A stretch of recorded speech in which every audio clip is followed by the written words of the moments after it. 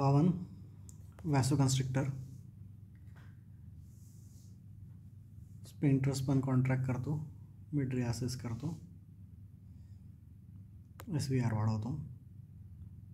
Alpha 2 pre junctional post junctional vasoconstriction करतो, त्याच्यामुळे ट्रान्झियंट hypertension होतं, आपण बघितलं. हे 2A वाले आहेत. नंतर pre junctional negative feedback inhibit करतो, वॅसोडायलेशन हायपोटेन्शन. नंतर आपण बघितलं की स्पायनल कॉर्डमध्ये आहेत, सबस्टन्शिया जिलॅटिनोजामध्ये ॲनाल्जेसिया करतात. 2C नंतर 2B लोकस सेरुलियसमध्ये आहे, तो सिम्पॅथोलायटिक आहे. ठीक आहे, सेंट्रल सिम्पॅथोलायटिक. आणि इन्शुलिन रिलीज कमी करतात, पॅनक्रियाजवर आहेत. एक्स्ट्रा जंक्शनल आहे, हा ब्लडमधनं ॲक्शन होईल याची. ठीक आहे. बीटा 1 हार्ट आणि रेनिन, क्रोनो आयनोड्रोमो जे काही आहे सगळं सोबत. बीटा 2 सर्व काही रिलॅक्सेशन आहे, स्मूथ मसल रिलॅक्सेशन, GIT, वॅसोडायलेशन, ब्रॉन्कोडायलेशन आणि ग्लायकोजेनेसिस.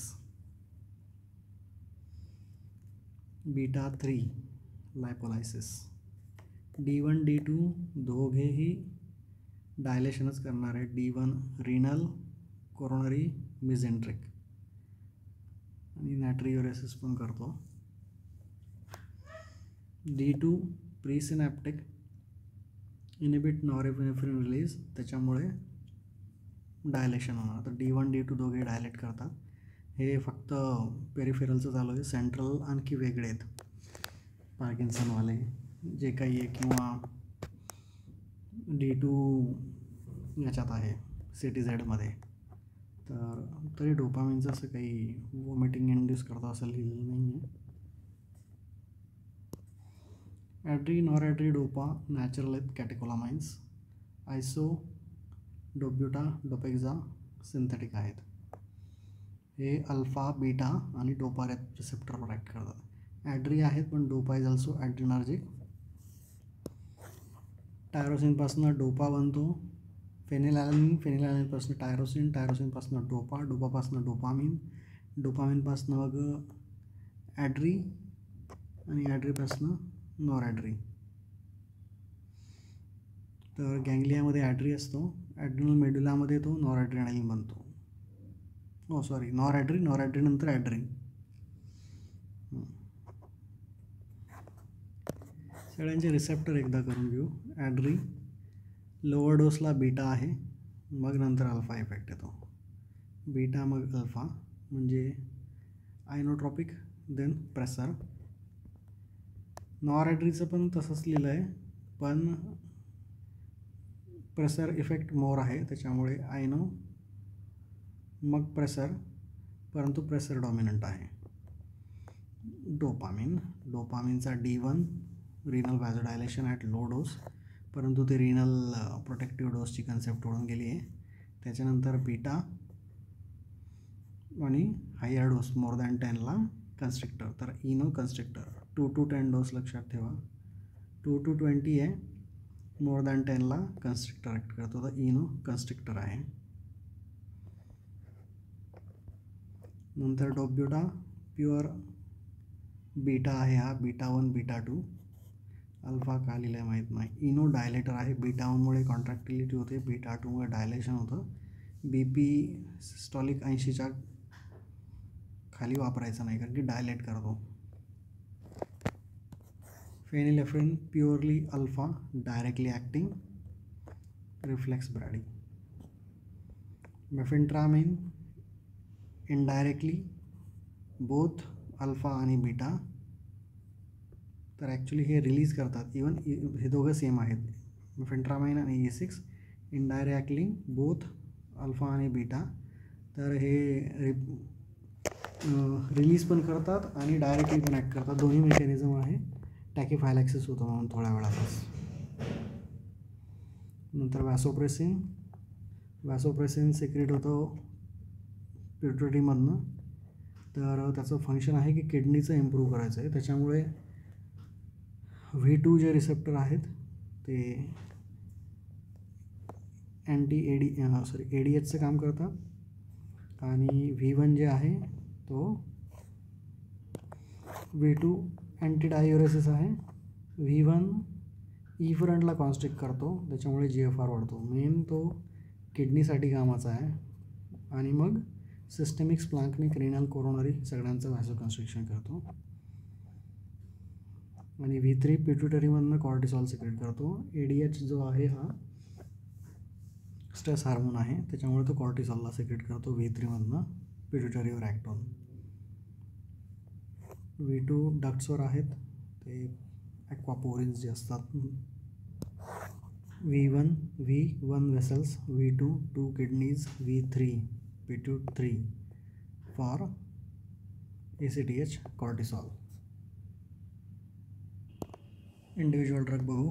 ॲड्री आपण बघितलं, lower dose beta, higher dose alpha. तर इन्फ्युजन डोस दोघांचा सेम आहे, ॲड्री आणि नॉरॲड्रीचा. नॉरॲड्रीसुद्धा बीटावर ॲक्ट करतो, पण मेजर ॲक्शन त्याची अल्फा आहे. तर आयनो देन प्रेसर्स. आणि नॉरॲड्रीची असा विचार करा की बीटा नाहीच आहे, तर अल्फा 1 डॉमिनेट करते. तर 0.05 to 0.2 हा डोस आहे. वेटनुसार बनवला तर 5 to 20 ml per hour. CPRमध्ये 2 आहेत. Any alpha blocker can be used. डॉर्शमध्ये लिहिलं आहे. Raises coronary perfusion pressure. तर तिथे कुठलाही परफ्युजन व्हायला पाहिजे हार्टचं, that is the main thing. आणि ल्युसिओट्रॉपिक पण आहे, रिलॅक्सेशन पण करतो. तर हे 2 आहेत. 1 mg every 3 to 5 minutes followed by 20 cc flush. ॲनाफायलॅक्सिसमध्ये 50 to 100 माईट बोलसेस द्यायचे आहेत. असं काही पर kg डोस नाही, इट इज बोलस. हिस्टामिनचा नॅचरल अँटॅगोनिस्टिक आहे. किंवा 0.5 to 1 mg IM. Subcut dose has no role. ॲनाफायलॅक्सिसची ट्रीटमेंट 100% O2, 50 to 100 बोलस, किंवा 0.5 to 1 intramuscular, no role of SC. IV fluids for relative hypovolemia. Leg elevation back flat to raise the BP. नंतर CPM देऊ शकतो आपण, Avil. नंतर hydrocort 100 stat. Salbutamol nebulization for spasm. Adre infusion, पहिल्यांदा bolus देऊन मग इन्फ्युजन. ठीक आहे. नंतर local additive 1:2 lakh 5 mites per ml.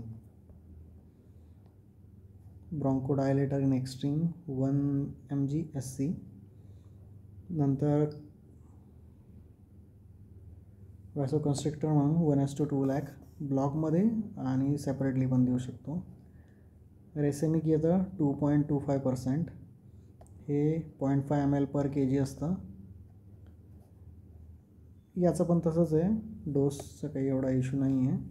Sorry, याचं 0.05 ml आहे. याचं 0.5 आहे, याचं 0.05 ml पर kg आहे. आणि ते नसेल तर साधं लिवो देऊन टाकायचं 0.5 ml पर kg. Maximum 5 neat without diluted पण देऊ शकतो नेबुलायझेशनने टू रिलीव्ह लॅरेंजियल एडिमा. मग सगळ्यांच्या या काही कॉमन गोष्टी आहेत. ऑनसेट इमिजिएट लिहायचा, ड्युरेशन फ्यू मिनिट्स लिहायचं, metabolites by COMT and MAO. Adverse effect same त्यांचे इफेक्ट लिहून टाकायचे, tachy, hypertension, arrhythmia, ischaemia. Caution with serious and cerebrovascular disease. Catecholamines contribute to hyperglycaemia. आपण बघितलं स्ट्रेस हार्मोन आहे, तो ग्लुकोनियोजेनेसिस करतो. नॉर्मल त्याचा 5 mites per ml डोस आहे. याच्यासाठी व्हॅसोकन्स्ट्रिक्शनसाठी मॅक्सिमम आपण पर kg 5 mites देतो. तर जितका kgचा माणूस आहे तितके ml. पण इन्हेलेशनलसोबत थोडंसं वेगळं आहे.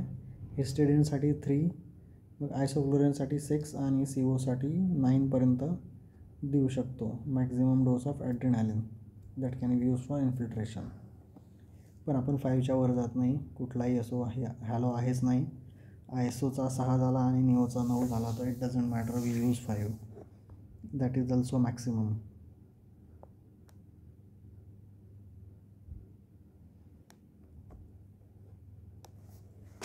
Hello with catecholamines arrhythmia contribute करतो only in hypercarbia, hypoxia, acidosis. असं सगळ्यांनाच ॲरिथमोजेनिक नाही आहे तो. नेक्स्ट ड्रग नेक्स्ट व्हिडिओमध्ये बघू.